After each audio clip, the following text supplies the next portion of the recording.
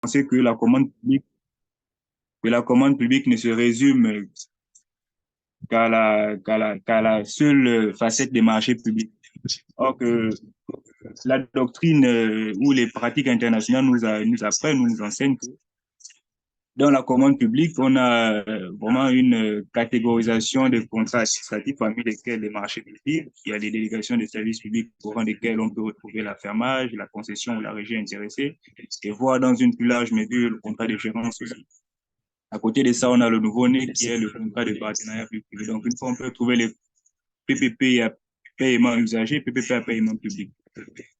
Donc, c'est vraiment cette petite nuance-là qu'il faudrait essayer de lever d'emblée en ce qui concerne la terminologie commande publique qui est longuement assimilée au Gabon en tant que marché public. Et vous verrez d'ailleurs dans le décret modificatif de 2023 sur le Code des marchés publics qui vient ajouter d'ailleurs à l'article 5 un alinéa, une nouvelle expression du moins qui parle de commande publique réservée pour octroyer un certain nombre de marchés inférieurs ou égal à 150 millions aux petites et moyennes entreprises. Donc, tout porte à croire que au Gabon, la commande publique, en effet, ce sont des marchés publics et que la commande publique réservée appartiendrait à une catégorie des marchés publics qu'on donnerait aux petites et moyennes entreprises. Donc, pour entrer dans le vif du sujet, état des lieux de la commande publique du Gabon, il faut dire d'entrée que, voilà, dès la première partie de l'année 1973, qui est quand même l'année pionnière du Gabon en termes de législation sur la commande publique, le Gabon, c'est, voilà, dans cette dynamique-là, approprié une réglementation moderne et transparente qui était dédiée à la passation et à l'exécution des marchés publics qui se voulait à la fois respectueuse des intérêts publics et ceux des usagers et soucieux de faire participer les opérateurs privés au développement national. Donc, l'année de 1973 marque effectivement ce tournant-là décisif dans la réglementation des marchés publics au niveau du Gabon. Et ceci a été rendu possible par le décret 693/PR MTP-HUC du ministère de l'Économie et des Finances du 14 juin 1973, modifié par le décret 717 PR du 28 juillet 1976 relativement au marché administratif, qui prévoyait d'ailleurs en son article premier que le décret susvisé, en tout cas, fixe les règles applicables au marché administratif de toute nature passé par le compte pour le compte de l'État, des offices, des collectivités, des établissements publics. Ces marchés sont établis après mise en concurrence dans les conditions et sous les réserves prévues dans les articles qui suivent. Donc, on se rend bien compte à travers cette disposition que dès l'année 1973, le Gabon avait déjà érigé des règles de transparence pour ce qui concerne les acquisitions publiques. Donc, plus tard, ce texte a été remplacé avec le décret 416 du 18 mars 1985 portant réglementation des marchés publics administratifs, des marchés administratifs du monde de toute nature passé au nom de l'État gabonais, des collectivités, donc on parle des collectivités locales ici, des offices et établissements publics du Gabon. Mais compte tenu des lacunes et de l'adaptation, en tout cas, de certaines réglementations, hein, comme ça a été le cas un peu partout dans le domaine juridique au Gabon, l'autorité réglementaire gabonaise s'est aperçue un peu plus tôt qu'il fallait voilà, donner une autre dynamique à la réglementation des marchés publics, d'où en 2002, donc en 1985 et 2002, vous voyez un peu le creuset et l'adaptation qui se faisait ressentir compte tenu des nouveaux intérêts, au moins des nouvelles formes d'acquisition qui émergeaient ici et là.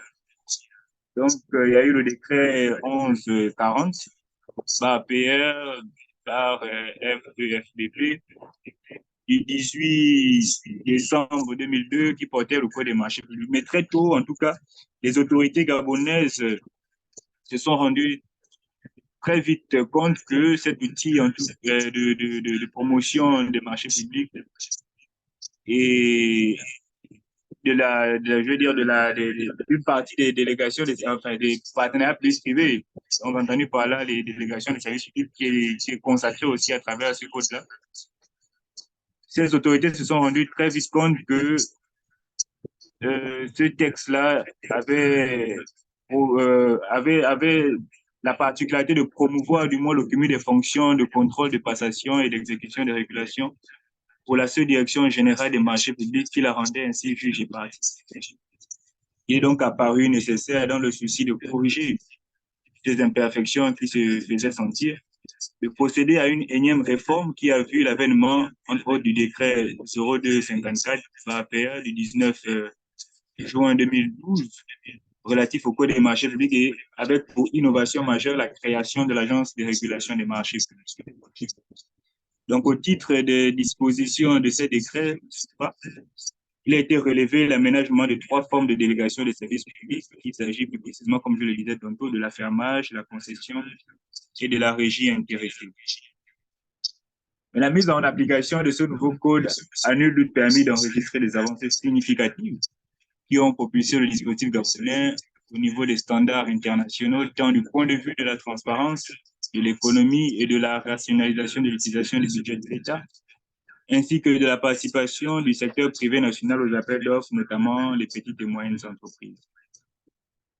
Force est de constater en outre que, nonobstant ces acquis et dans un souci d'efficacité des procédures, il a été jugé nécessaire d'abroger le décret de 2012 portant code des marchés publics et le remplacer par un autre texte de même dimension, en l'occurrence le décret 027-PR, ministère de l'économie, du 17 janvier 2018 portant un nouveau code des marchés publics modifié et complété depuis 2023 par le décret 053 par PR, donc Présidence de la République et ministère de l'économie et des participations du 21 novembre 2023 et articulé autour d'un certain nombre de principes qui régissent toutes les étapes allant de la préparation du marché jusqu'à son exécution. Par ailleurs, un peu plus tôt dans ce cheminement-là, et face à l'importance des investissements réalisés dans le cadre du plan stratégique Gabon émergent, mais bien plus encore, de certaines autres politiques de nos anciens dirigeants, notamment le plan d'accélération de la transformation ou le programme de diversification de l'économie gabonaise. Il a été mis en évidence au niveau de notre pays la création des conditions propices à l'amélioration du climat des investissements à travers une meilleure promotion des investissements privés nationaux et étrangers. Il a été, dans cette dynamique-là, jugé nécessaire de renforcer le dispositif actuel législatif des partenariats publics-privés en adoptant tour à tour l'ordonnance numéro 09-PR 2016 du 11 février 2016 relative au partenariat public-privé, qui a été ratifiée d'ailleurs par la loi 20-2016 du 5 septembre 2016, ainsi que la loi sectorielle 2024, 024-2016 du 29 décembre 2016 qui fixe le régime juridique de la production, des transports, de la distribution de l'énergie électrique et de l'eau potable en République gabonaise, consacrant ainsi une qualité du régime juridique des PPP en prenant en compte le décret 054 du 19 juin 2012 qui constitue le cadre actuel et général des délégations des services publics au Gabon. Donc voilà, la loi 024, là, c'est une loi proprement sectorielle et qui est, voilà, bon, qui consacre, je veux dire, les PPP, les formes de délégation des services publics dans le secteur de l'eau et de l'énergie et de l'électricité.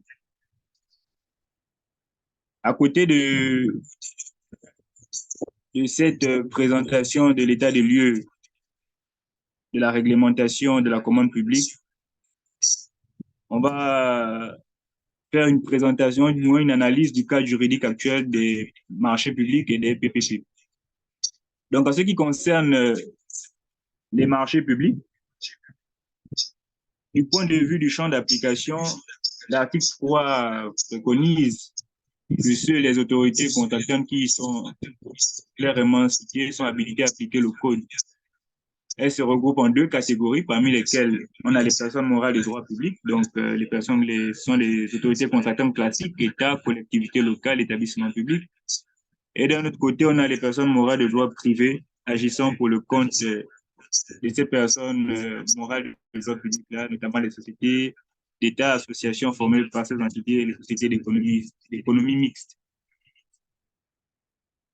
Pour ce qui concerne les méthodes d'acquisition, au niveau du Gabon, le cadre juridique satisfait les conditions suivantes. Les méthodes d'acquisition sont définies sans ambiguïté à un échelon hiérarchique approprié, de même que les conditions associées dans lesquelles il est possible de recourir à chacune de ces méthodes-là.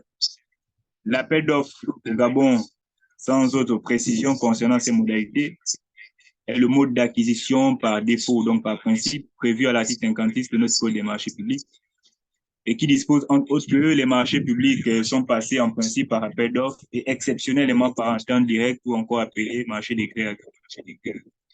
Mais dans la pratique, au Gabon, on a constaté depuis 2017 que plus de 80% des marchés sont passés par entente directe. C'est une statistique de la Direction générale du budget et des finances publiques, mais qui s'est davantage affirmée au cours d'une réunion une conférence sur la planification des marchés publics qui a eu lieu en 2020 et dans laquelle le ministre des Comptes publics de lors affirmait clairement que effectivement au Gabon, plus de 80% des marchés publics sont passés par entente directe. Donc, très peu de documents disponibles permettant de comprendre les justifications apportées par la Direction générale des marchés publics à cette dérogation-là est difficilement accessible. Donc, le recours aux méthodes concurrentielles est affirmé par principe, mais le choix entre les différentes formes d'appel d'offres est cependant encadré. Uniquement l'appel d'offres restreint où on demande à l'autorité compétente de justifier les motivations pour lesquelles elle sollicite de procéder à un tel appel d'offres ou un tel procédé.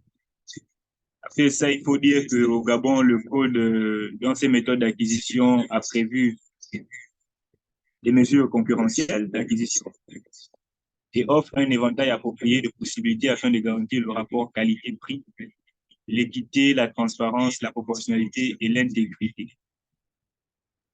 Les procédures autorisées comprennent bien des procédures concurrentielles et restreintes, l'entente directe et des procédures simplifiées en dessous des seuils fixés par la réglementation. Les articles suivants posent les conditions pour recourir à l'appel d'offres en 2 étapes. L'article 62, à l'appel d'offres restreint, l'article 64, ou au dialogue compétitif, à l'article 63. Ou encore, on a le recours à l'appel d'offres avec concours qui est prévu par l'article 66. Mais seul le recours à l'appel d'offres restreint doit être motivé, comme on le disait tantôt, et soumis à l'autorisation préalable de la Direction générale des marchés publics, tel que le prévoit l'article 65. Pour l'exécution des marchés par entente directe, le Code des marchés publics gabonais exige des contrôles spécifiques, notamment s'il concerne les prix, tel que prévu à l'article 73, et l'attributeur doit communiquer les bilans, article 74. Mais là encore, dans la pratique, la Direction générale des marchés publics ne communique pas suffisamment les éléments attestant du respect de ces obligations. La pratique du fractionnement est interdite par le Code des marchés publics au niveau du Gabon. En effet, ce sont les articles 47, 246 et 254 du Code des marchés publics qui interdisent le fractionnement des marchés dans le but de restreindre la concurrence. Les articles 246 et 254 du Code qui incluent cette pratique parmi les infractions à la réglementation. Les règles relatives aux procédures concurrentielles sont décrites au niveau des articles 62 à 74 du Code des marchés publics et sont partiellement conformes aux préconisations des bonnes pratiques admises sur le plan international. Pour ce qui concerne les règles relatives à la publicité et au délai de publicité, le cadre juridique satisfait également des conditions suivantes. Il fait obligation d'annoncer publiquement des possibilités de marché, sauf si la limitation aux possibilités des marchés est expressément justifiée. Seul l'appel d'offres ouvert est soumis à l'obligation de publicité détaillée, conformément à l'article 81 du Code des marchés publics. Le décret prévoit une obligation de rendre publics les résultats d'attribution. C'est l'article 82 du Code qui le prévoit.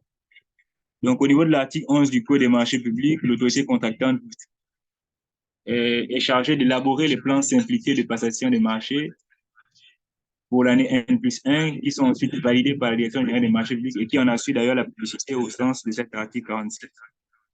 À côté, normalement, du plan de passation des marchés publics, l'article 48 du Code des marchés publics également prévoit la publication d'un avis général de passation des marchés. D'ailleurs, cet article-là fixe le moment auquel cet avis général de passation des marchés doit être publié, mais aussi le canal de publication par lequel cela doit être fait. Donc, en ce qui concerne l'article 48, c'est au début de l'exercice budgétaire, donc de l'année N+1, que l'avis général de passation des marchés est publié. Et cet avis général doit regrouper en principe l'ensemble de tous les marchés qui sont susceptibles d'être passés par appel d'offres afin d'informer le maximum de candidats susceptibles de participer à cette soumission, à ces consultations-là, de pouvoir préparer une offre et de soumissionner dans les délais qui sont requis.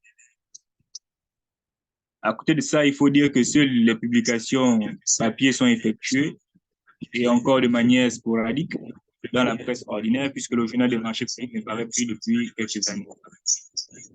En conclusion, les règles relatives à la publicité et aux délais édictés par le Code des marchés publics sont conformes aux standards internationaux, mais ne sont pas respectés dans la pratique. La publication d'un avis d'appel d'offres laisse un délai suffisant, cohérent avec la méthode, la nature et la complexité de l'acquisition, aux soumissionnaires potentiels pour se procurer les documents et répondre à l'annonce. Les délais minimums pour la soumission des offres, propositions, et ainsi de suite, sont fixés pour chaque méthode d'acquisition à ces délais. Et ces délais sont prolongés du moins lorsqu'il fait appel à la concurrence internationale. L'article 88 du Code des marchés publics qui fixe les délais minima suffisants pour le dépôt des offres et des candidatures, qui est de 30 jours à compter de la date de publication de l'avis d'appel à la concurrence dans le cas d'appel d'offres nationaux et 45 jours dans le cas d'appel d'offres internationaux. Cependant, il y a des délais quand même de 20 jours qui peuvent être prévus pour les petits travaux et les services ou fournitures courtes. La publication des appels d'offres ouverts est imposée dans au moins un journal de large diffusion au niveau national ou sur un site Internet officiel unique où sont publiés tous les avis de passation des marchés publics facilement accessibles et sans frais et sans autres obstacles tels que des obstacles technologiques. Vous avez dans notre Code des marchés publics l'article 83 qui prévoit que l'avis d'appel d'offres est publié dans le journal des marchés publics et éventuellement par voie électronique selon un modèle élaboré par l'Agence de régulation des marchés publics. Le contenu de la publication fournit suffisamment d'informations qui permet aux soumissionnaires potentiels de déterminer leur aptitude et leur intérêt à soumettre une offre. Il y a également le fait que les mentions obligatoires des avis d'appel d'offres, article 81 du Code des marchés publics, sont suffisamment exhaustives pour permettre aux soumissionnaires potentiels de déterminer leur aptitude et leur intérêt à soumettre une offre. Le Code des marchés publics au Gabon prévoit également des règles concernant la participation. Le cadre juridique impose d'ailleurs que les critères de participation des parties intéressées soient équitables et fondés sur la qualification et conformes aux règles relatives à l'éligibilité et aux exclusions conformément à l'article 89 et suivant de notre Code des marchés.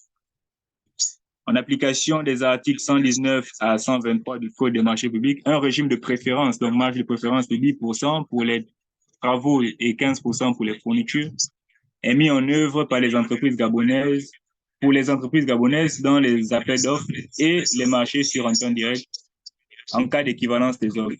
Il est peut-être éventuellement appliqué aux entreprises de la CEMAC sous deux conditions cumulatives qui, au sens de l'article 21, se résume au fait que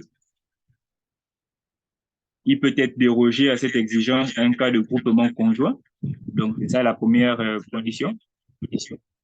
En cas de groupement conjoint avec les entreprises communautaires, tel que prévu à l'article 122, ou en cas de sous-traitance de moins de 30% du marché accordé à une entreprise étrangère, tel que prévu par l'article 123. Le Code des marchés publics prévoit également des exclusions. Donc, au titre de ces exclusions-là, c'est l'article 93 du Code des marchés publics qui en fait mention. Et parmi elles, on trouve la fraude et la corruption qui est répréhendée par l'article 246 de notre Code des marchés publics. L'interdiction administrative également, donc la suspension temporaire qui est prévue au niveau de l'article 247 du Code des marchés publics. À côté de ça, il faut dire que la loi 02-2003 du 7 mai 2003 instituant un régime de prévention et de répression de l'enrichissement illicite en République gabonaise et l'adoption d'un règlement communautaire 01-03 CEMAC-UMAC portant prévention et répression du blanchiment des capitaux et du financement du terrorisme en Afrique centrale et en instaurant un cadre pour l'intégrité des candidatures dans les marchés publics, ce qui s'est traduit d'ailleurs par la mise en place au Gabon de l'Agence nationale d'investigation financière, ANIF, aux côtés des autres États membres de la Communauté économique et monétaire de l'Afrique centrale et de l'Union monétaire de l'Afrique centrale. Ces dispositions suscitées-là prévoient que le blanchiment des capitaux est interdit à l'accès au marché public des personnes qui se trouvent sanctionnées par ces pratiques. Notre code, dans le cas de la soumission, de la réception et de l'ouverture des offres, prévoit que les modalités des plis sont clairement définies à l'article 107, qui dispose entre autres que la séance d'ouverture des plis est publique et intervient le plus rapidement possible après la date limite de remise des offres fixée dans le dossier d'appel d'offres.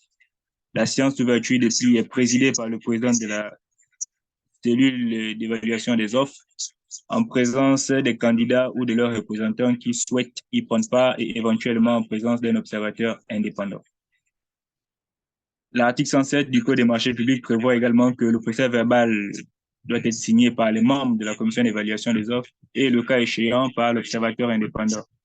Il est publié par la personne responsable du marché et remis sans délai à tous les soumissionnaires qui en font la demande et transmis à l'administration centrale en charge des marchés publics, qui est l'actuelle Direction générale des marchés publics. Donc, la sécurité et la confidentialité des offres sont également maintenues avant l'ouverture des offres et jusqu'à l'adjudication du contrat. L'article 108 de notre code dispose qu'il est interdit à l'autorité contractante de divulguer les renseignements que les soumissionnaires lui communiquent concernant les aspects confidentiels de leurs offres. Mais rien n'est envisagé pour interdire la divulgation d'informations. C'est là que j'ai mis en rouge parce que il me semble qu'il existe au niveau de notre législation. Malheureusement, je n'ai pas pu avoir l'occasion d'exploiter ce texte-là.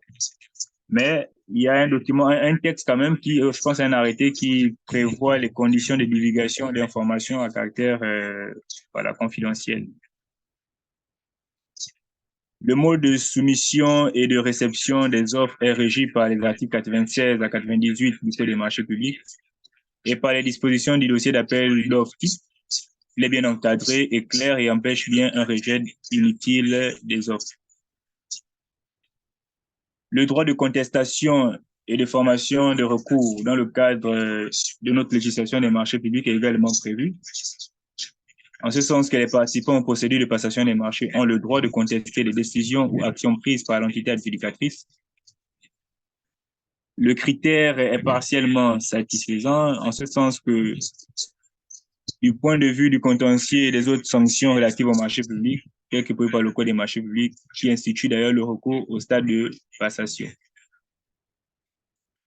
Le chapitre premier dans ces articles 234 et 243 est consacré au contentieux de la passation des marchés publics. Selon l'article 234, le recours devant l'autorité contractante est ouvert aux candidats exerçant d'abord un recours gracieux devant la personne responsable du marché, puis un recours hiérarchique qui a un effet suspensif pendant un délai de 5 jours ouvrables. Et c'est là le recours suspensif, le recours hiérarchique.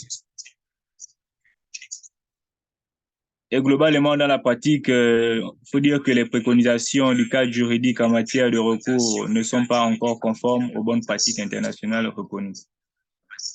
L'article 240 de notre code prévoit une procédure de recours devant la RMP pour contester les décisions rendues dans le cadre du recours gracieux ou du recours hiérarchique dans les 5 jours de la notification de la décision de l'autorité contractante, ou en cas de silence dans les 10 jours de la saisine.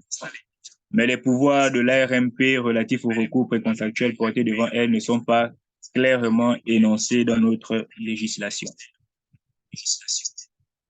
Le Code des marchés publics prévoit également dans son article 242 que l'ARMP saisie d'un recours statue conformément aux pouvoirs et prérogatives qui lui sont conférés par les textes en vigueur. L'autorité contractante doit se conformer en prenant, dans un délai de 5 jours ouvrables, les mesures de nature à remédier aux irrégularités constatées. Mais force est de constater qu'à notre connaissance, du moins, aucun texte en vigueur n'énonce les pouvoirs et prérogatives de l'ARMP en matière de recours précontractuel. Le décret institutif de l'ARMP non plus, dans son article 2 consacré aux attributions de l'ARMP, n'évoque pas la possibilité pour celle-ci de connaître des recours précontractuels. De même, ce texte n'a pas prévu des services dédiés pour traiter le contentieux devant l'ARMP. C'est-à-dire que, en l'état actuel des choses au Gabon, notre ARMP ne dispose pas d'un comité de règlement des différends. Le Conseil d'État qui pourrait être saisi en appel n'est pas également familier des procédures. Mieux, il n'existe même pas de statistiques au niveau du Conseil d'État, mais le greffe du Conseil d'État est quand même habilité à nous fournir des décisions, mais ces décisions-là l'emportent grandement sur le contentieux lié à l'exécution des marchés avec un contentieux de masse relatif au paiement des soumissions. Donc, c'est souvent à cause des retards de paiement que la plupart des entreprises saisissent le Conseil d'État en matière juridictionnelle pour pouvoir trancher des retards accumulés dans le cadre des paiements de leurs prestations liées au marché ou au contrat qu'ils ont dû signer avec les autorités contractantes gabonaises. Pour expliquer cette carence d'absence de recours, il faut tenir compte de deux raisons principales locales, qui sont premièrement la dimension réduite du marché et la crainte des opérateurs à y exercer des recours. Vraiment, ça, c'est quelque chose qui nous a un peu surpris. Il m'a été permis d'assister une fois à une formation organisée par l'ARMP, à l'intérieur de laquelle notre autorité de régulation des marchés se réjouissait d'avoir au cours d'une année, je pense que c'est l'année 2022, reçu que 4 recours. Comprenez bien à quel point il y a cette réticence-là de la part de nos entreprises de saisir les organes habilités à pouvoir trancher des questions de litiges amiables en matière de marché public. L'article 235 du Code des marchés publics prévoit la liste limitative d'ailleurs des matières qui peuvent faire l'objet de recours. Le recours peut porter notamment sur la décision d'attribuer ou de ne pas attribuer le marché, les conditions de publication des avis, les règles relatives à la participation des candidats et aux capacités et garanties exigées, le mode de passation et la procédure de sélection retenue, la conformité des documents d'appel d'offres à la réglementation, les spécifications techniques retenues, les critères d'évaluation, le recours au niveau de l'article 236 doit invoquer une violation caractérisée de la réglementation des marchés publics, faute de quoi il n'est pas recevable. En ce qui concerne la gestion des contrats, le Code des marchés publics gabonais prévoit les rôles de l'autorité contractante ainsi que des personnes responsables des programmes ou des personnes responsables des marchés, y compris en matière de suivi de l'exécution du marché. L'article 11, d'ailleurs, mentionne également le rôle du directeur central des affaires financières, sans toutefois préciser ses attributions. Par ailleurs, les responsabilités du maître d'ouvrage délégué définies à l'article 2 de notre Code des marchés publics en matière de gestion de contrats sont clairement définies dans le Code des marchés publics. L'article 31 et 35 du Code des marchés publics, d'ailleurs, en fait une parfaite illustration. La gestion des marchés passés au nom et pour le compte de l'autorité contractante, tel que prévu à l'article 33, le paiement ou l'autorisation des paiements aux titulaires des marchés, la réception de l'ouvrage ou du projet, la représentation de l'autorité contractante à l'égard des tierces, la possibilité d'agir en justice. En ce qui concerne les PPP, donc les partenariats publics-privés, le Gabon dispose d'une très riche expérience en matière de partenariats publics-privés qui associe aujourd'hui le secteur privé dans la gestion des projets phares de l'État. Le développement de ces projets s'est fait d'ailleurs essentiellement dans le cadre spécifique, dans le cadre des procédures spécifiques ou des marchés des secteurs spécifiques, sans l'encadrement d'une loi générale. Ce n'est qu'en 2016 que le cadre législatif et réglementaire s'est enrichi. Les textes qui viennent consolider la sécurité juridique dans ce domaine, en ce sens que, de manière chronologique et méthodique, l'environnement des partenariats publics-privés au Gabon, et particulièrement des contrats de partenariat, s'est étoffé. Ce qui fait qu'après le régime juridique fixé par l'ordonnance 09-2016, de février 2016, et ratifié par la loi du 5 septembre 2016, de nouveaux textes ont été édités. Il s'agit, entre autres, du décret 0154 du 18 mai 2018 qui fixe les procédures de passation des contrats de partenariat public-privé. À côté de ce décret, on a le décret 0155 du 18 mai 2018 portant attribution, organisation, fonctionnement de l'organe de pilotage des partenariats publics-privés. Il s'agit ici, comme indiqué à l'article 3 du dit décret, d'un organisme chargé de mettre en œuvre les politiques publiques en matière de partenariat public-privé. Nous avons également le décret 0156 du 18 mai 2018 portant attribution et organisation de l'organe d'évaluation des offres relatives au partenariat public-privé. À côté de ce décret, il faut ajouter le décret, le dernier venu d'ailleurs, 030/PR du 2 avril 2023, désignant l'autorité et l'agence de régulation des marchés publics comme étant organe de régulation des partenariats publics-privés. Cependant, un certain nombre de textes restent encore en attente d'adoption par le gouvernement gabonais afin de parachever le cadre juridique des partenariats publics-privés actuellement en vigueur. Il s'agit entre autres d'un arrêté conjoint qui était censé être signé par le ministre des PPP, donc le ministre de la promotion des investissements et du climat des affaires, et du ministre de l'économie et des participations sur les modalités de publication des contrats de partenariat public-privé. À côté de ça, il y a également un arrêté qui était censé être pris dans le cadre des modalités de réalisation d'études de soutenabilité budgétaire et d'évaluation préalable. Donc, nous venons de terminer ici l'analyse brève du cadre juridique actuel des marchés publics et des PPP. Nous allons, entre autres, passer à la présentation de l'organisation institutionnelle des marchés publics et des partenariats publics-privés. En ce qui concerne l'organisation institutionnelle des PPP, il faut dire que le dispositif institutionnel des PPP au Gabon s'organise autour de organes ci-après. L'organe de pilotage qui comprend la commission d'orientation, en abrégé CO, l'unité d'appui au PPP, en abrégé unité UAPPP, la cellule de promotion des PPP, en abrégé CPPPP, et les cellules sectorielles de PPP, en abrégé CSPPP. L'article 3 du décret SUPA de 2018, donc décret 0155, portant attribution et organisation de l'organe de pilotage, indique clairement qu'il est un organisme chargé de mettre en œuvre les politiques publiques en matière de partenariat public-privé. L'organe d'évaluation des offres comprenant en son sein la commission d'évaluation des offres et l'unité d'appui au PPP. Vous avez l'article 2 de ce décret-là qui prévoit entre autres que l'organe d'évaluation des offres est chargé de procéder à l'analyse technique, juridique et financière des offres qui sont présentées par les soumissionnaires participants à la procédure de passation des partenariats publics privés.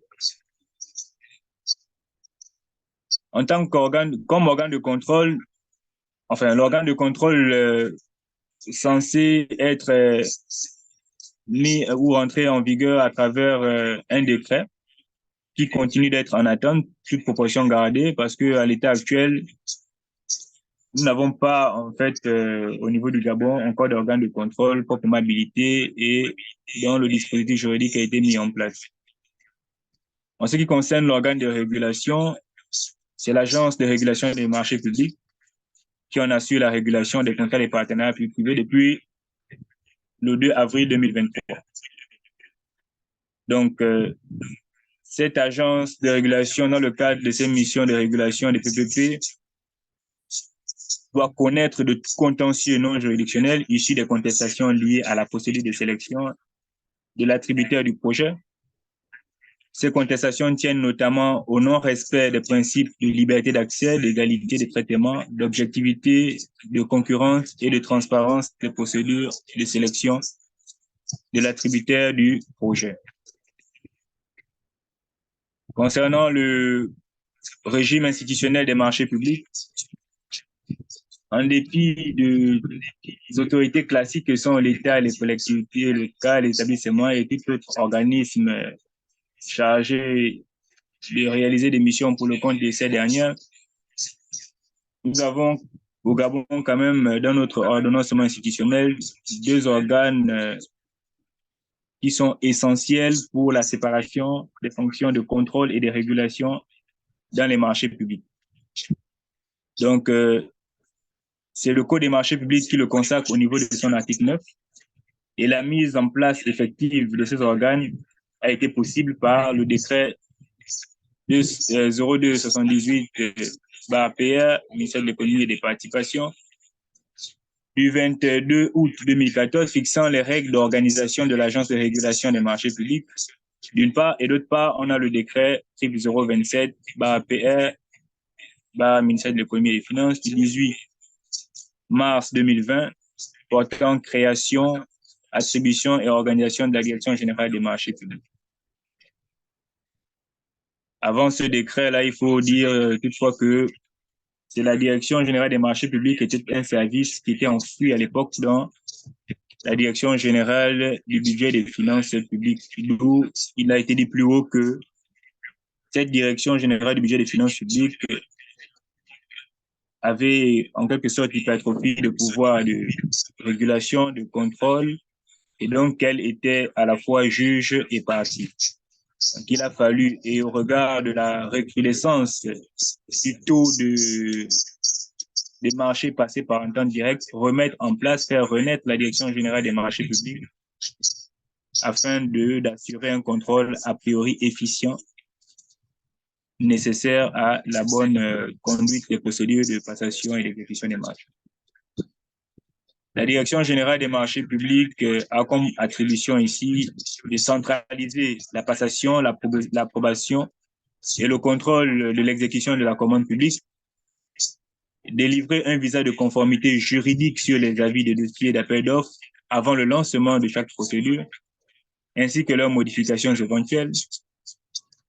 Elle est, entre autres, autorisée à accorder à la demande des autorités contractantes des avis de non-objection pour l'ouverture des procédures dérogatoires de passation des marchés prévues par le Code des marchés publics, approuver le procès verbal d'ouverture des plis et le rapport d'analyse des offres, assurer le contrôle de la régularité de tous les marchés publics, apporter un appui technique aux autorités contractantes depuis la préparation des dossiers d'appel d'offres jusqu'à la réception définitive des prestations, procéder à un examen de conformité juridique des projets, des marchés et d'avenants avant approbation, fixer en collaboration avec les autres administrations compétentes les normes applicables en matière des marchés publics et de proposer les adaptations et réformes nécessaires. Elle a également vocation à assurer le contrôle de l'exécution technique et financière et le respect de la conformité des réalisations par rapport au marché conclu.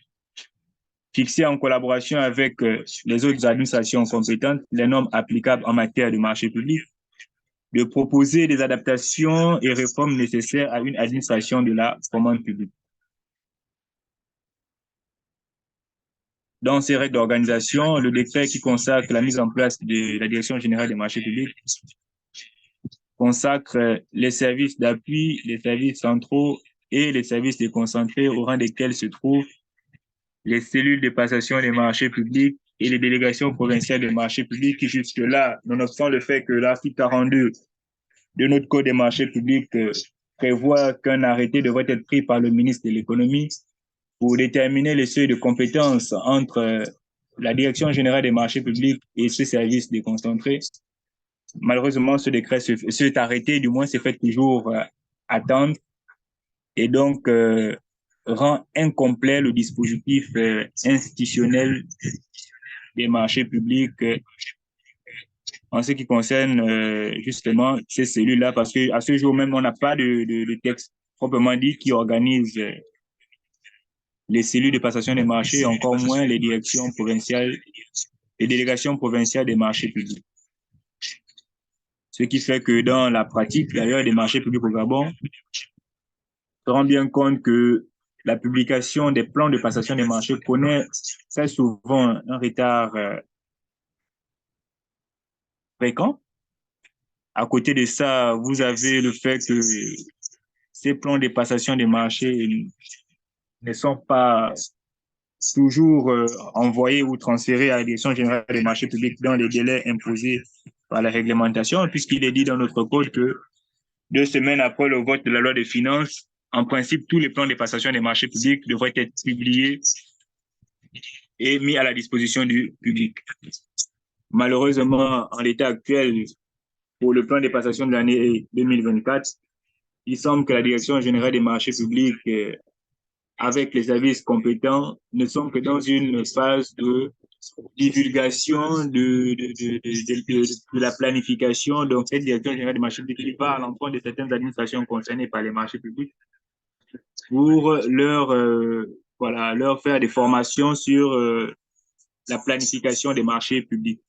Malheureusement, au Gabon aussi, comme je le disais tantôt, la planification des marchés publics se résume au seul plan de passation des marchés, or qu'il est de coutume qu'il existe 2 documents de planification que doivent se procurer l'autorité contractante en début de chaque année, notamment le plan de passation et l'avis général de passation des marchés publics. Mais l'accent est plus mis sur le plan de passation des marchés, or que le Code des marchés publics prévoit manifestement qu'il faut un avis général de passation des marchés publics qui regroupe en son sein l'ensemble de tous les marchés qui doivent être passés par appel d'offres. Je dis Kaël, je me permets de te rappeler qu'il te reste 5 minutes. Oui, il n'y a pas de problème, je vais terminer. Donc, voilà, au niveau de l'Agence de régulation des marchés publics, ses attributions sont de veiller au respect de la réglementation et des procédures relatives au marché, d'assurer la formation, la sensibilisation et l'information des opérateurs économiques, de veiller à la bonne tenue et à la conservation des archives relatives au marché public, de collecter et centraliser en vue de la constitution de sa banque de données la documentation et les statistiques sur l'attribution et l'exécution de la et le contrôle des marchés publics, de contribuer à la promotion d'un service, d'un environnement transparent favorable à la concurrence et au développement, de promouvoir et de s'assurer de la mise en œuvre par l'ensemble des acteurs du système des dispositifs et pactes d'intégrité visant à prévenir la corruption, évaluer périodiquement les capacités humaines, logistiques et financières des institutions en charge des marchés publics et des procédures pratiques, centraliser les renseignements concernant les activités, établir et actualiser et publier régulièrement une liste des entreprises aptes à soumissionner à la commande publique, ainsi que la liste des entreprises qui faisant l'objet des sanctions. Réaliser des audits sur les procédures de qualification des entreprises, recruter selon la procédure prévue des textes en vigueur des observateurs indépendants au fin d'exercer des missions prévues par le Code des marchés, c'est-à-dire s'établir des procédures et des mises à disposition de la Direction générale des marchés publics pour exploitation. Assuré par le biais de l'audit technique et indépendant, ce qui malheureusement n'a pas lieu dans notre pays, le contrôle périodique et a posteriori de la passation des marchés publics, mener toute investigation relative aux irrégularités ou violations à la réglementation, tester en justice, de prononcer conformément aux dispositions des textes en vigueur les sanctions pécuniaires et administratives exclure de la commande publique les personnes publiques ou morales coupables de violation à la réglementation, participer aux besoins aux réunions régionales et internationales ayant trait au marché public et d'entretenir des relations de coopération technique avec les organismes régionaux et internationaux agissant dans ce domaine. Transmettre, entre autres, au pouvoir public un rapport annuel sur l'efficacité et la fiabilité du système de passation et d'exécution des marchés publics au Gabon. Dans sa composition, l'agence comprend le conseil de régulation, le secrétariat permanent et l'agence comptable. Voici donc quelques diapos résumés le cadre juridique et institutionnel de la commande publique au niveau du Gabon. Je vous remercie pour votre patience et pour votre attention. Alors, merci, Julie Kael, pour cette présentation qui était riche et qui ressortait pas mal de réalités institutionnelles et réglementaires, juridiques également, de la commande publique ou des marchés publics au sein de notre pays. Alors, nous allons procéder ainsi qu'il suit. Je vais prendre 15 minutes de questions, mais j'aimerais demander à Julie Kael, je vois une main levée. Permettez-moi de déterminer d'abord Monsieur Mbaye Samba. Non, allez-y, allez-y, on va écouter votre réclamation. Allez-y, ouvrez vos micros, je vous donne la parole.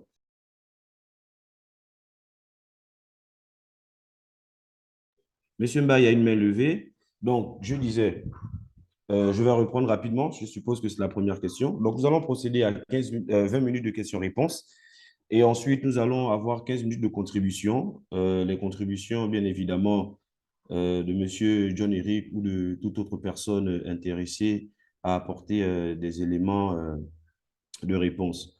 Donc, je dis qu'elle, on fonctionne comment? On prend une question, tu réponds, ou on prend deux questions et tu réponds, ou on rassemble d'abord les questions et puis tu réponds à chacune des questions. Je pense qu'il serait mieux de prendre deux questions et te permettre de répondre à ces deux questions. Qu'est-ce que tu en penses? C'est selon votre bon vouloir. Hein. Si on part sur D'accord. deux, trois questions, il n'y a pas de problème. D'accord. Donc, on va partir sur deux questions et on va laisser Julie Kael répondre. Donc, allons-y. On va commencer par Monsieur Mbaye. C'était la première main levée. Monsieur Mbaye, nous vous écoutons.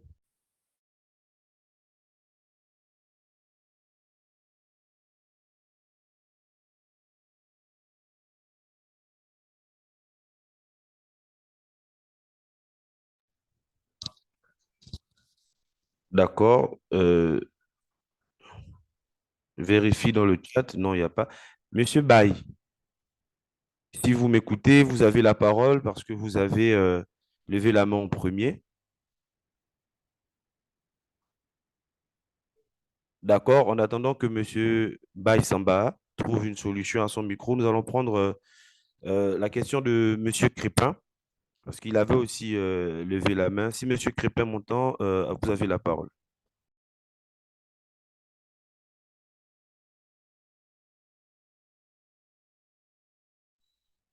Oui, bonjour, bonjour à tous. Bonjour, Monsieur Crépin, juste une petite précision. Je viens Ouais. de lire dans les chats ici, Monsieur Samba qui disait qu'il a un problème de micro. Donc, je vais apporter une précision pour toute personne qui a un problème de micro. Veuillez écrire les questions et je vais les lire. Mais pour le moment, nous laissons d'abord à Monsieur Crépin la possibilité de poser sa question. En attendant, Monsieur Samba, veuillez écrire votre question. Je la lirai à Monsieur Judy Kael. Merci, Crépin, à vous la parole. Bon, effectivement, je me suis rendu compte qu'en levant la main, je voulais lever la main en fait pour apporter des contributions, voilà, et non pour poser des questions. Et donc, je pensais qu'on passait tout de suite aux contributions que je voulais apporter, mais comme on est en phase question, je vais effectivement rebaisser la main pour laisser l'opportunité à ceux qui souhaitent poser des questions de le faire. Voilà. D'accord, merci bien. Donc, Monsieur Diallo, vous pouvez écrire votre question, nous allons la poser. En attendant, s'il y a d'autres personnes qui souhaiteraient poser des questions, de bien vouloir se manifester afin qu'on puisse vous passer le micro. Donc, j'essaie de faire le tour.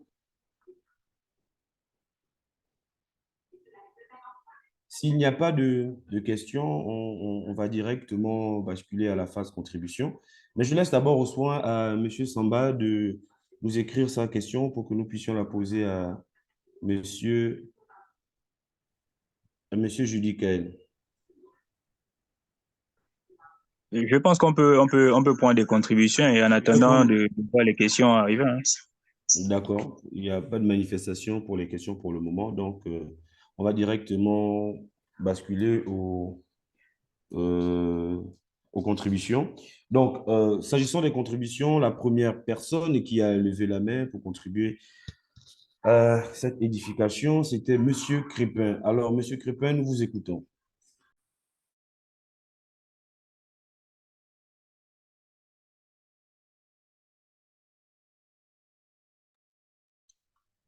Merci à tous déjà et surtout à Judy Kael pour cette brillante présentation du cadre juridique et institutionnel de la commande publique au Gabon.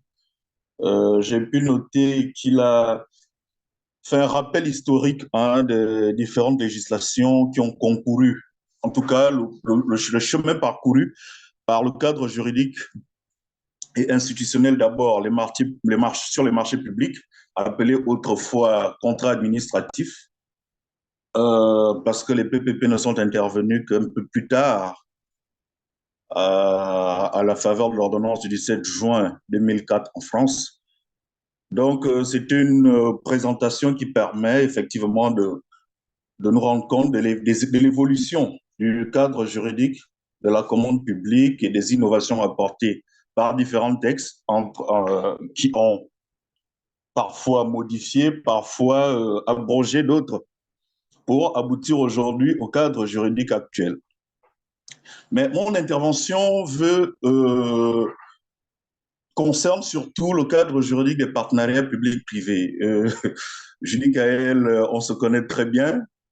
Il sait qu'on aime bien se titiller aussi et que chez les juristes, excusez-moi, je ne me suis pas présenté personnellement, mais je suis juriste de formation, euh, spécialisé en droit de la commande publique, doctorant aussi. Je rédige une thèse de doctorat qui porte sur l'adaptabilité des contrats de partenariat public-privé. Et donc, la présentation qu'a faite Judy Kael sur le cadre juridique des partenariats publics-privés m'a pas trop satisfait parce que j'aurais voulu qu'il mentionne que la première fois que l'on entend parler de partenariat public-privé au Gabon, c'était dans le décret de 2012 portant code des marchés publics et que ce décret avait prévu des dispositions sur les partenariats publics-privés et sur les délégations de services publics, comprenant aussi bien la concession, l'affermage et la régie intéressée. À partir de 2016, on prend une ordonnance sur le contrat de partenariat public-privé et 2018, un nouveau décret sur le code des marchés publics. Et ce code des marchés publics, qui est pris en 2018, n'a plus reporté les dispositions sur les contrats de partenariat public-privé et non plus sur les délégations de services publics. Donc aujourd'hui, en l'état actuel du cadre juridique de la commande publique, il n'est pas possible de relever un régime général de délégation de services publics. Il a bien fait de le mentionner, que la loi de 2020, la loi 24, numéro 24 de 2016, fixant le régime de la production, du transport et de distribution de l'énergie électrique et de l'eau potable en République gabonaise, est le seul texte aujourd'hui qui contient des dispositions sur les délégations des services publics. Donc, cette présentation a été nécessaire. Maintenant, concernant le cadre juridique des PPP, ce qu'il faut dire, c'est que lorsqu'un pays s'est décidé de se lancer, excusez-moi, je ne sais pas aussi quel est mon temps de parole, mais lorsque vous trouverez nécessaire de m'arrêter, vous allez m'arrêter. Monsieur Crépin, oui, j'avais oublié de mentionner que c'était 5 minutes intervention, mais vous êtes D'accord. lancé. Allez-y, je vous accorde 2 minutes supplémentaires.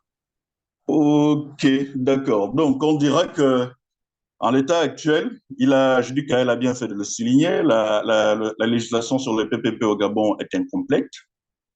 Malgré les appels à la refonte qui ont été lancés ici et là, lui-même est un lanceur d'alerte sur la réforme du cadre juridique, rien n'est fait, malheureusement, et ça constitue un problème sérieux. Ce qui fait aujourd'hui que les PPP au Gabon, ça n'avance pas, il n'y a pas un début de commencement.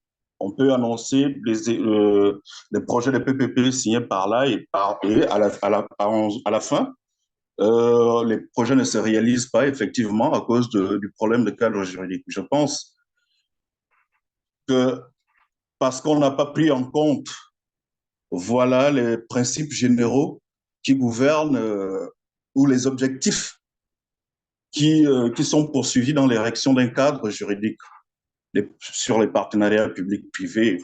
Parmi ces objectifs, on peut citer entre autres la réduction de la perception du risque, la promotion davantage de la concurrence, l'attirance des prêts, donc de financement, et la réduction des coûts des projets. Donc, ces objectifs n'ont pas été suffisamment pris en compte dans l'érection du cadre juridique actuel des PPP au Gabon, ce qui fait, effectivement, on va constater qu'il n'y a pas une évolution à la fois dans la réalisation de projets de PPP, à la fois dans la compréhension même, la compréhension Rapidement, du Monsieur concept Crépin, de il vous reste 30 partenariat secondes. public-privé. D'accord. Et donc, Je disais, Monsieur Crépin, il vous reste 30 secondes, donc rapidement. 30 secondes. OK, Oui. ça va vite. Et donc, on va dire, en réalité,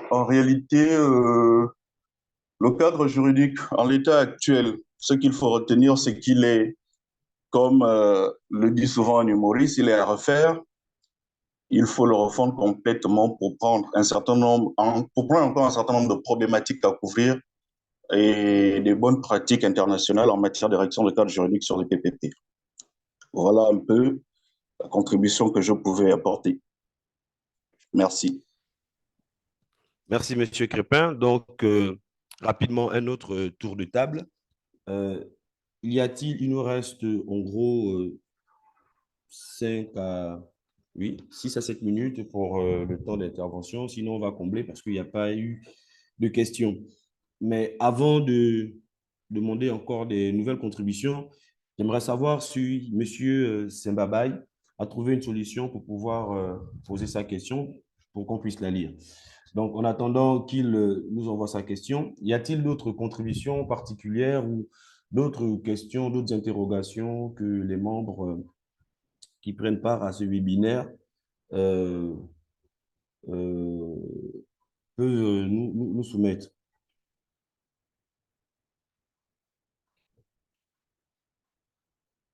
Alors, rapidement. D'accord. Je ne sais pas si c'est monsieur ou madame, donc permettez-moi de dire que monsieur ou madame Eya prennent la parole. Eya Dondi. Je vous passe la parole. Bonsoir, je me Bonsoir. présente, je suis monsieur Eya Assogo. Je participe en tant que, je ne sais pas s'il faut dire, expert dans la programmation des investissements publics. Et effectivement, la présentation qui a été faite était une présentation assez claire du cadre juridique en ce qui concerne la commande publique. Mais en tant que programmateur des investissements, j'ai quand même quelques questions ou préoccupations. Dans le cadre de la programmation des investissements, il y a d'abord la loi organique, la loi 20/2014, qui, en matière d'investissement, à l'article 36, alinéa 5, dit expressément ceci, que tous les projets exécutés par partenariat public-privé doivent voir le coût total de ces projets-là doit être inscrit en AE dans la loi de finances.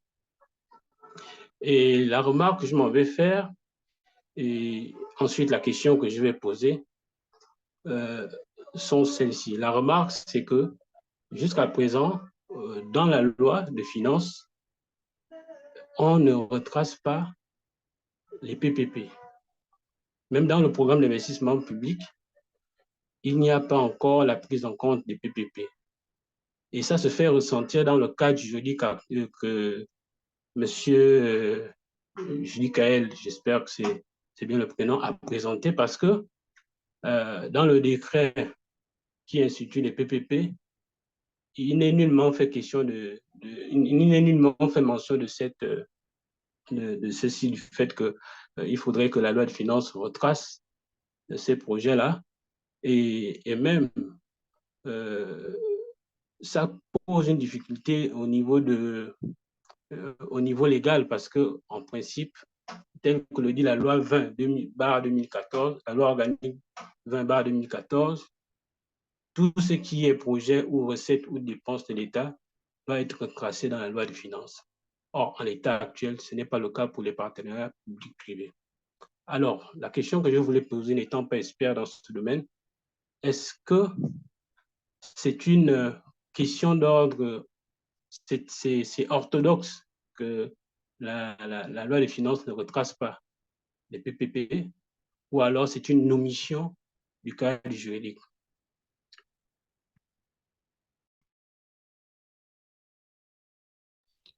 Merci, Monsieur Eyadandi. S'il y a une deuxième question, nous la prenons. Auquel cas, nous allons passer la parole à Monsieur Judy Gaël. Je rappelle que pour la phase question, il nous reste 3 minutes, mais nous avons dû faire une entorse à la programmation en passant la parole à Monsieur Crépin pour une contribution, vu qu'il n'y avait pas Allô? Allô? de questions. Oui? C'est Baye Samba Diop depuis Sénégal. D'accord. Monsieur Mbaye Samba Diop, nous allons prendre rapidement votre question. Je rappelle que c'est 2 minutes par question et 5 minutes pour les contributions. Donc, vous avez la parole rapidement. J'espère que Monsieur Judy Kael a noté la première question. Alors, à vous le micro, Monsieur Mbaye Samba Diop. Merci beaucoup. Je suis le Dr Diop Baye Samba, directeur de la réglementation des affaires juridiques de l'ARCOP du Sénégal. Je voudrais d'abord féliciter l'exposant du jour, Monsieur Judy Kael, sur cette présentation qui me paraît quand même très substantielle, qui nous a permis de comprendre le cadre juridique gabonais. La question que je voudrais poser est de savoir d'abord, par rapport à ce cadre juridique, est-ce qu'on a consacré le principe de la budgétisation? Tout à l'heure, il y a quelqu'un qui a évoqué le fait que les contrats PPP ne transparaissent pas dans la loi des finances. Est-ce que donc le principe de la budgétisation est consacré des PPP au Gabon? Ça, c'est la première question. Par rapport aussi au règlement du contentieux, est-ce qu'au Sénégal, par rapport au règlement du contentieux, il y a le pouvoir du CRD à traiter le contentieux dans le cadre de la conciliation? Et cette conciliation, en principe, les parties doivent saisir le CRD pour conciliation. Ça, c'est le premier principe. Maintenant, s'ils veulent aller en conciliation, je voudrais savoir, est-ce que c'est le cas au Gabon? Voilà les deux questions. Et vraiment, renouveler mes félicitations à M. Judy Kael, qui est quand même quelqu'un de très brillant, qui fait la fierté de l'université Alioune Diop de Bambey, où il a d'abord été le responsable de classe, mais un étudiant très brillant à l'époque, qui a conquis le respect de tous les enseignants, mais de tous ses pairs. Merci beaucoup. Merci, docteur. Alors, expert, Monsieur Judy Kael, vous avez la parole pour répondre aux deux questions, aux trois questions qui vous ont été posées, dont la première était relative à l'omission des PPP dans la loi des finances, et les deux autres sont relatives au principe de budgétisation et voir si on a la capacité, je résume, de règlement de contentieux au niveau du CRD. Monsieur Judy Kael, je vous laisse la latitude de répondre. À vous la parole. Merci bien, Moses Alela. Et merci également à Crépin Abogué Bitégué pour son intervention, sa contribution du moins. Merci à M. Eya Dondi pour son intervention et sa question. Pour Dr Baye Samba Diop, c'est toujours un plaisir pour moi de vous écouter et de pouvoir voilà, être là à apprendre de vous et de continuer justement de bénéficier de ce partage de connaissances que vous nécessitez en tout cas de mettre à disposition des plus jeunes et je vous en remercie davantage d'ailleurs pour les mots adressés envers ma modeste personne.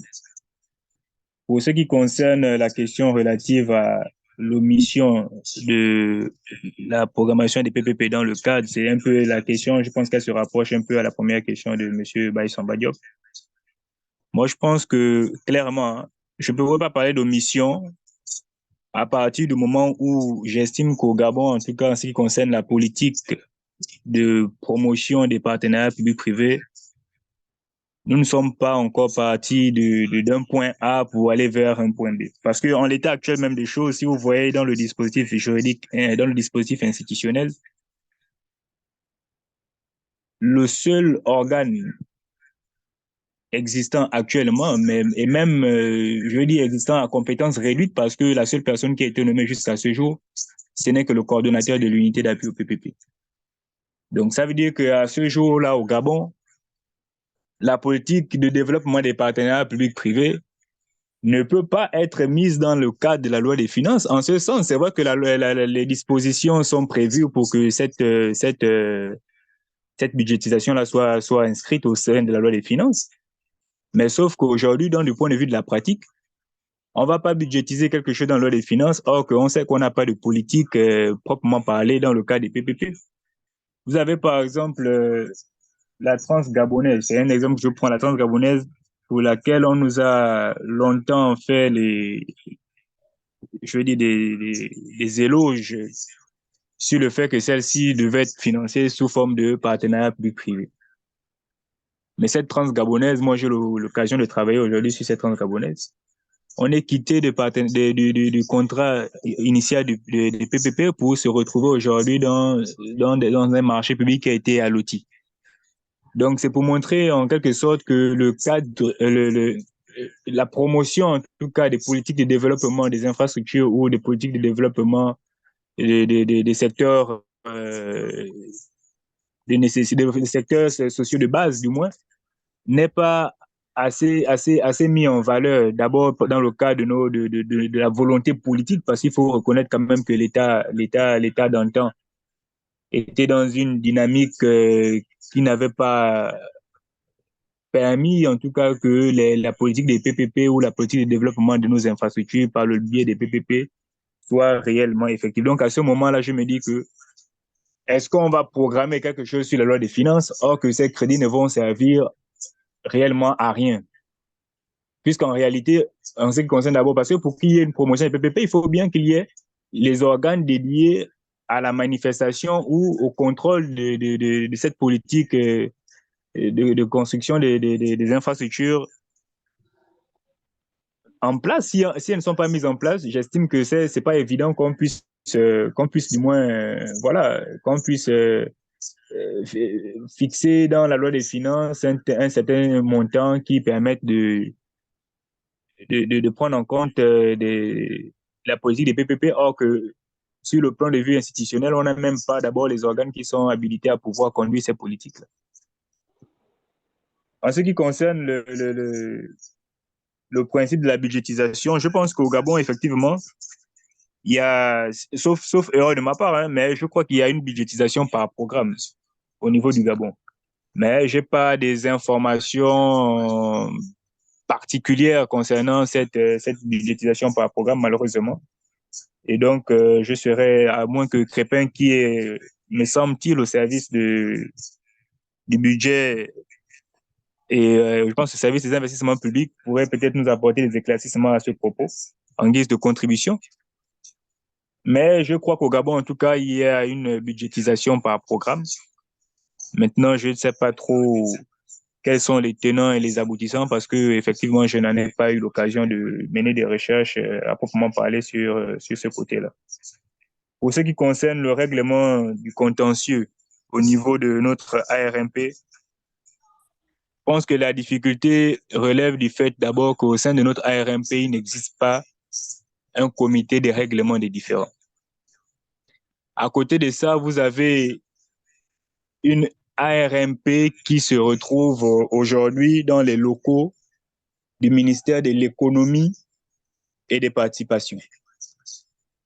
Je me dis que dans le cadre de la régulation, du règlement amiable, je ferais mal une entreprise faire confiance à une telle ARMP dans le cadre d'un litige, par exemple, qui l'oppose au ministère de l'économie et des participations.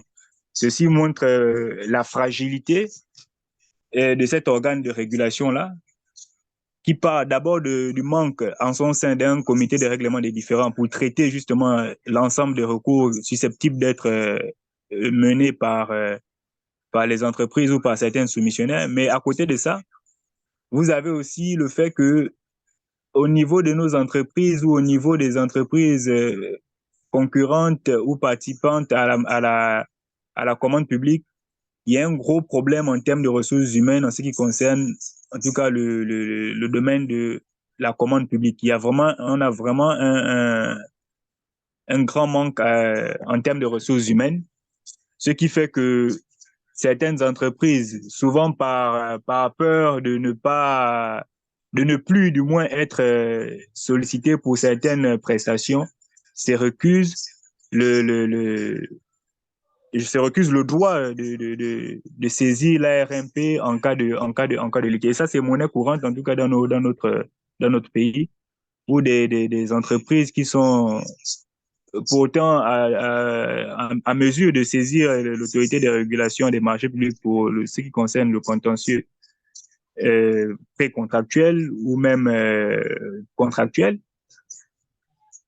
se trouvent dans ces difficultés-là parce qu'effectivement, il y a un manque il y a un manque de ressources humaines qualifiées dans ce domaine-là. Donc, vous avez ces différentes raisons-là qui peuvent être, qui peuvent du moins expliquer la situation actuelle des recours au niveau de notre organe de régulation. Vous avez le fait pour lequel elle n'est pas totalement autonome, donc il y a un problème d'impartialité dans la gestion de son contentieux.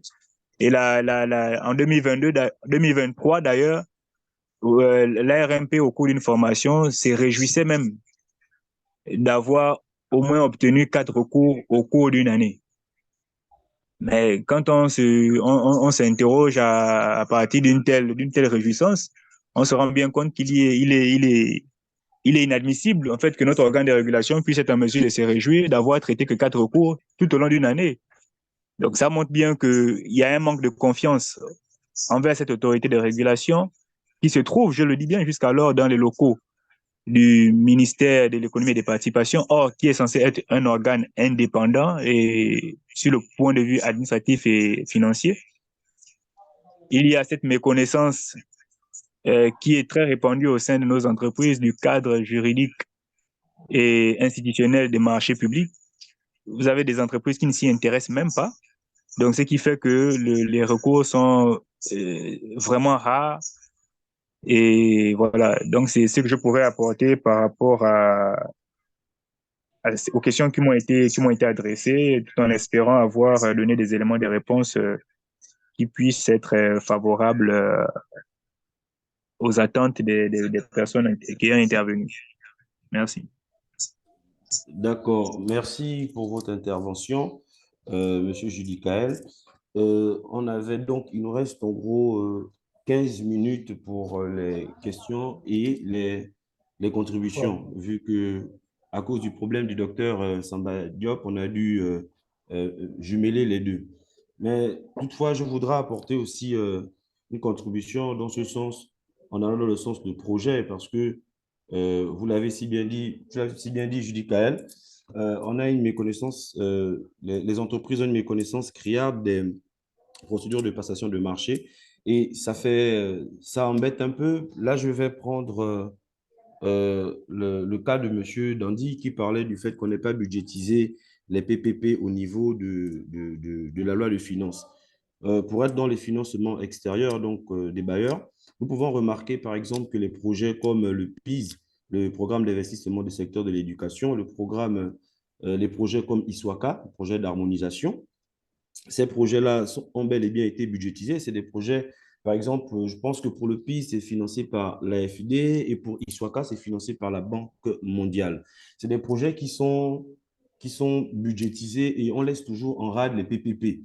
Parce que, vous l'avez dit au départ, on a l'impression que lorsqu'on parle, pas on a l'impression, au Gabon, lorsqu'on parle de commande publique, les gens se limitent beaucoup au marché public.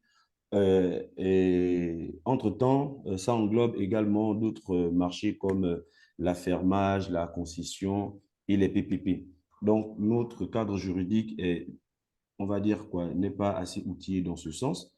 C'est un peu ce que je voulais apporter comme contribution. Ça fait beaucoup mal parce que même pour le règlement des différends, pour ma part, moi, je pense qu'on doit quitter le titre d'agence de régulation des marchés publics pour passer à une autorité de régulation des marchés publics, une autorité qui a son autonomie financière et son autonomie de gestion pour pouvoir régler ces questions de règlement non juridictionnel déjà à la base, dans les règlements amiables, avant de passer aux juridictions en matière de marché public. Je voyais une main levée, celle de M. Greg, de Mme Eugène Kili, M. Eugène Kili. Crépin Abaga pour sa contribution et iPhone Jojo. Nous allons commencer par Monsieur Greg Abaga. Nous vous donnons la parole en rappelant que c'est 2 minutes pour les questions et 5 minutes pour les contributions. À vous, Monsieur Greg Abaga. Merci, bonsoir. Je teste aussi le micro, je ne sais pas si... je pense que vous m'entendez parfaitement. Donc, je me Oui, nous vous présente. entendons. Greg Abaga, juriste en droit public, spécialiste en passation des marchés et des partenariats publics-privés. Alors, je vais revenir sur la phase de gestion de notre contentieux en marché public. Comme vous l'avez si bien dit, le fait qu'il n'y ait pas de comité de règlement des différends au sein de l'Agence de régulation des marchés publics, c'est un problème fondamental. Mais à cela s'ajoute aussi le chevauchement de responsabilités en matière de règlement des recours contentieux et de recours contentieux de la commande publique qui est exercé par l'agent judiciaire de l'État. De ce fait, on ne peut pas donner la gestion de ce contentieux à l'ARMP en sachant qu'il y a une autre autorité, une autre agence qui est compétente, notamment le décret numéro 116/PR-MBCP du 15 avril 2014 portant création et organisation de l'agence judiciaire de l'État confie en son article 2 la compétence à l'agence judiciaire de l'État de connaître le contentieux de la commande publique, notamment les marchés publics et les partenariats publics-privés. Là également, c'est un phénomène majeur. Après, on pourrait également ajouter, comme Judy Kaye-Kouvassa l'a si bien dit, les ressources humaines. Il n'existe pas une expertise outillée, pointue au sein de notre agence de régulation des marchés publics. Donc, ce sont des problèmes d'abord auxquels sont confrontés notamment la gestion de contrôle, la gestion de contentieux des marchés publics. Et je voulais également revenir sur la budgétisation des partenariats publics-privés. Pour rappel, M. Kouvassa, notamment au sein de notre budget, nous avons la budgétisation par programme, hein, rassurez-vous. Après, dans la loi des finances, on ne parle pas en réalité, la loi des finances ne prévoit pas la budgétisation des partenariats publics-privés parce qu'il y a le fonds d'investissement, le FGIS, Fonds gabonais d'investissement, qui est un organe qui est chargé, on va dire, de financer de manière directe les projets de l'État. C'était le cas avec le projet Kingele Aval pour la réalisation du barrage électrique à Kingele. Donc, même si on ne budgétise pas, le fonds gabonais, à un moment, va débourser de l'argent pour financer certains projets. Mais ce n'est pas une bonne pratique. Notamment, ils doivent d'abord être budgétisés normalement, mais c'est d'abord qui est comme ça. Donc, voici un peu ma contribution. D'accord. Merci, Monsieur Greg Abaga. Nous allons passer à Monsieur Eugène Kili. Avant de prendre Monsieur iPhone Jojo et Monsieur Crépin Abaga. Donc, Monsieur Eugène Kili, vous avez la parole. En rappelant que c'est 2 minutes pour les questions et 5 minutes pour les interventions. Alors, merci, Monsieur le modérateur. Je vais remercier l'intervenant pour la qualité de sa présentation. j'irai rapidement sur ma question. Euh, alors, vous avez envisagé le cadre juridique de la commande publique au Gabon. La question est celle de savoir, est-ce que ce cadre juridique-là tient compte dans son élaboration de la norme CEMAC? Car vous avez parlé de la publicité en matière de commande publique, en matière de marché public. Il me souvient que le règlement sur la concurrence de 2019 de la CEMAC est applicable en matière de marché public et prévoit qu'une publicité des appels d'offres doit se faire au niveau du journal de la communauté et prévoit également, en fonction des catégories de marché, une préférence communautaire. Alors, ma question est de savoir, est-ce que au quotidien, la publicité des appels d'offres tient compte de ces prescriptions communautaires-là? Merci. Merci, Monsieur Eugène. Rapidement, y a-t-il une deuxième question? S'il y a une deuxième question, je disais qu'on devait passer par, voilà, Monsieur iPhone Jojo, si c'est une contribution, vous gardez la main levée. Si c'est une question, vous ouvrez le micro et vous posez la question pour qu'on aille rapidement. D'accord. Bonsoir, merci monsieur le modérateur. Alors, je tenais d'abord à féliciter, je suis Avor Biogi Johanna et je tenais à féliciter mon cher aîné Judy Kael pour sa présentation. Alors, ma question va plus au niveau du cadre institutionnel, plus précisément de l'organe de contrôle, le partenariat public-privé. Donc, connaissons un peu la ténor financière de l'organe de contrôle, la teneur financière des partenariats publics-privés. Donc, je voulais savoir, est-ce que le fait qu'il n'y ait pas d'organe de contrôle ne pose pas problème? Est-ce que finalement, le Gabon a mis en place un moyen de contrôle interne des partenariats publics-privés? Comment ça se passe? Et voilà un peu ma question. Merci. D'accord, Monsieur Judicaël, nous vous passons le micro rapidement pour répondre aux différentes questions et en rappelant qu'il nous reste en gros 5 à 10 minutes pour terminer ce webinaire. Donc, Monsieur Judicaël, rapidement, vous avez les deux questions et nous vous laissons le micro. Merci, Monsieur Mauvais. Et merci encore à Greg Abaga pour son intervention, ainsi qu'aux deux interventions actuelles qui viennent de poser des questions, notamment Johanna et Monsieur Kili. Donc, pour répondre d'abord rapidement à la question de Monsieur Kili, effectivement, le cadre juridique du Gabon tient compte de ce règlement CEMAC, parce qu'au niveau même du cadre du Code des marchés publics, je veux dire, du Gabonais, il est inscrit aux articles 119 et 123 un régime de préférence. Et la marge de préférence est de 10% pour les travaux et 15% pour les fournitures. À côté de ça, la condition posée par notre réglementation est double. Il faudrait, dans un premier temps, que ce régime préférentiel tienne compte des exigences en cas de groupement conjoint avec des entreprises communautaires et aussi en cas de sous-traitance de moins de 30% du montant du marché accordé à une entreprise étrangère. Mais tout ceci est rendu possible lorsqu'on est dans un État qui voudrait, je vais dire, lancer ces appels d'offres ou mettre en place ces procédures d'acquisition dans les règles de l'art.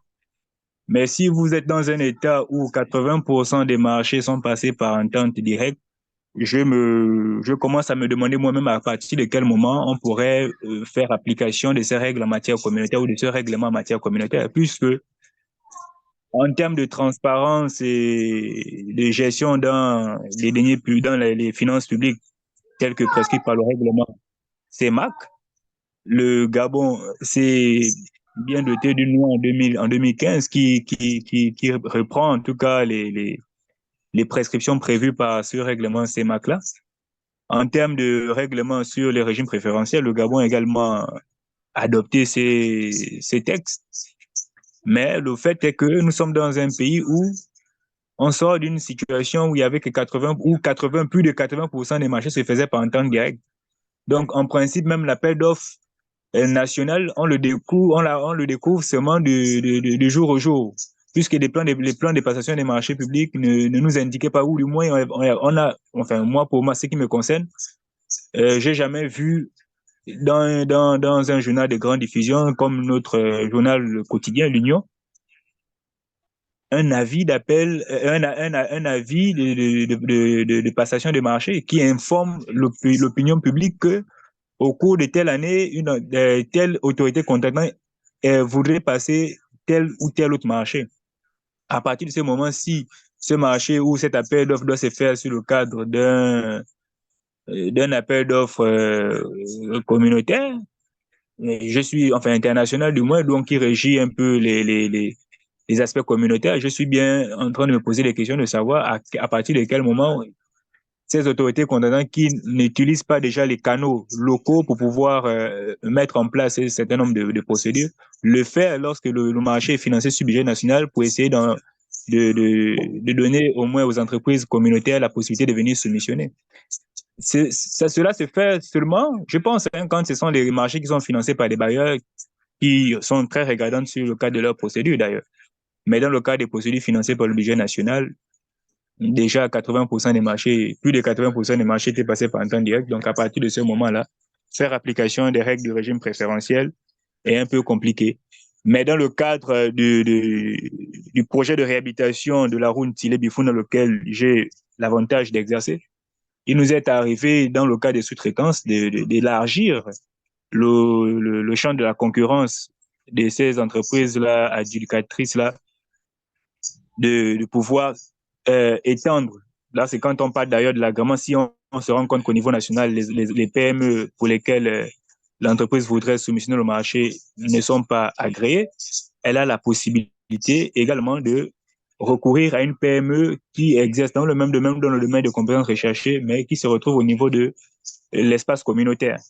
Donc, à partir de ce moment, oui, il y a des règles d'application du régime préférentiel telles que prévues par le règlement, mais le problème est que c'est d'application rare quand même. Maintenant, ce qui concerne Joanna par rapport au cadre institutionnel, moi, je vais souvent du principe que tant qu'on n'a pas mis en place l'institution proprement parlée qui se devra de gérer la politique des partenariats publics-privés au Gabon, on ne pourra pas financer des projets. Là, c'est le seul exemple que je peux prendre par rapport à ça, c'est le détournement des situations qui a eu lieu dans le cas du projet de la Trans-Gabonaise. C'était un projet où on nous disait que ça était financé sur la forme des PPP, mais l'applicabilité sur la pratique, elle pose problème puisqu'on n'a même pas les organes habilités pour pouvoir gérer chaque étape de cette procédure-là de partenariat public-privé. Donc, effectivement, l'organe de contrôle, qui est un élément essentiel à la politique des partenariats publics-privés, s'il n'est pas existant, mais malheureusement, on ne pourra pas, en l'état actuel, se prévaloir de mettre en place des projets PPP et de dire que c'est sur la base de ça, parce que les projets vont être pensés, mais pour les réaliser, il faudrait effectivement qu'il y ait tout un organisme pour pouvoir gérer ces projets de bout en bout. Donc, voici ce que je pouvais dire par rapport à ces deux questions qui m'ont été adressées. Rapidement, il nous reste 9 minutes. Donc, nous allons passer la parole à M. Crépin et ensuite laisser la parole à M. John-Éric pour conclure. Mais avant tout, j'aimerais rassurer M. Judicaël. Effectivement, ça se fait. La publication de l'avis général de passation de marché se fait pour les projets financés par les bailleurs de fonds, notamment la Banque mondiale, l'AFD. Ça se fait dans les journaux de grande diffusion, notamment l'Union, et puis sur le site de la Banque mondiale. Et oui, effectivement, le grand malheur chez nous, c'est qu'on ne retrouve pas ça concernant les contrats, ou du moins les projets financés par le budget de l'État. J'ai une petite question aussi, avant de laisser M. Crépin intervenir. Quel est l'organe qui se charge de l'audit marchés publics au sein de l'État. C'est-à-dire, un peu comme au Sénégal, nous savons que l'autorité de régulation des marchés publics procède à des audits périodiques annuels de certaines autorités contractantes. Est-ce qu'ici au Gabon, ça se fait? Et si ça se fait, qui a la prérogative? Monsieur Crépin, je vous donne la parole rapidement pour votre intervention. Laissons le temps à Monsieur Julie Kael pour réfléchir à cette question. Monsieur Crépin, vous avez la parole. Merci encore. Je voulais simplement revenir sur, parce que Judy Kael m'a dit que je pouvais donner plus ample information sur la budgétisation des PPP. Là aussi, je parle sous le contrôle d'Andy, qui est un expert en matière de programmation des investissements. Je voudrais dire que l'idée qui est d'abord reçue, là, parce que lorsqu'on entend partenariat public-privé, tout de suite, pour des personnes averties, savent que c'est un financement privé. En tout cas, ou partie du financement d'un projet de PPP est assurée par l'opérateur privé. Et donc, oui, on doit inscrire le budget, on doit inscrire le coût global du projet dans la loi des finances, mais si déjà il n'y a pas de préparation, il n'y a pas, j'ai envie de dire, il n'y a pas un projet de PPP, on inscrit quoi? On ne peut pas inscrire. On ne peut pas inscrire parce que la plupart de cet argent, c'est les prêteurs qui donnent, qui financent un projet de PPP à l'entreprise. Donc, ce n'est pas peut-être l'argent qu'on pourrait inscrire, enfin le budget, j'ai envie de dire les crédits qu'on pourrait inscrire dans la loi des finances, c'est peut-être les crédits alloués, par exemple, aux organes, par exemple à l'unité d'appui ou pour son fonctionnement, pour sa préparation du projet. Par exemple, au Sénégal, il a été institué dans la nouvelle loi PPP un fonds de préparation de projet. Et donc, ce fonds-là, effectivement, il est inscrit dans la loi des finances. Le budget alloué à ce fonds est inscrit dans la loi des finances. Et je crois que le problème chez nous, effectivement, parce que la raison pour laquelle on n'inscrit pas le budget des PPP dans la loi des finances, c'est simplement parce qu'il n'y a pas, par exemple, l'existence d'un fonds dédié à la préparation de projets de PPP. Et donc, l'idée qu'on reçoit, c'est que lorsqu'un projet est passé en mode PPP, le financement se fait en totalité ou en partie par l'opérateur privé et qui se fait rembourser naturellement sur la durée. Voilà un peu, peut-être, on peut aller trouver la raison pour laquelle les PPP ne sont pas budgétisés, inscrits dans la loi des finances dans ces aspects-là. Alors, voilà. merci, M. Crépin. Il nous reste 5 minutes. Je vois encore deux mains levées. iPhone Jojo, vous avez une question ou une contribution à donner? Si c'est le cas, gardez la main levée. Sinon, baissez. Sinon, vous allez baisser. Monsieur Crépin, pareil, je vois encore la main qui est levée. S'il y a d'autres contributions ou des questions à poser rapidement, il nous reste 5 minutes avant que nous puissions passer la parole au secrétaire de l'association ou au président pour clore la séance. Donc, iPhone Jojo, vous avez une question, une contribution? Je vois toujours la main levée.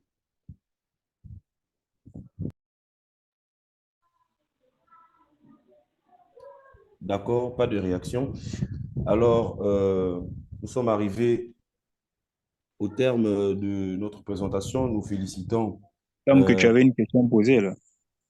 Oui, c'est vrai. Merci de me rappeler cela. Donc, j'attends. Comme je cours après les délais laissés par mon chronogramme. Donc, vas-y, je reste à l'écoute avant de faire intervenir le président. Non, mais c'est dire simplement qu'au Gabon, c'est l'ARMP. Hein.